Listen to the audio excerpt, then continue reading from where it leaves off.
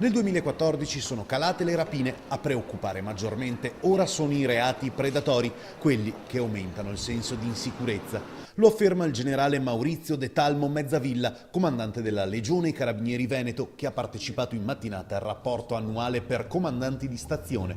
In Veneto sono 270. Ci stiamo organizzando in misura da poter contrastare le cosiddette batterie, questi gruppi che sono organizzati e che nella stessa giornata o in pochi giorni commettono in misura seriale questo tipo di furti, saccheggi, esplosioni di bancomat e già qualche risultato l'abbiamo registrato negli ultimi mesi. De Talmo Mezzavilla ha precisato che a fronte di una grossa preoccupazione tra i cittadini, in Veneto la situazione complessiva è comunque di buon livello, anche perché l'azione di contrasto è di tutto rilievo. Al lavoro quotidiano sul campo per prevenire i reati predatori si associa un certosino lavoro di intelligence.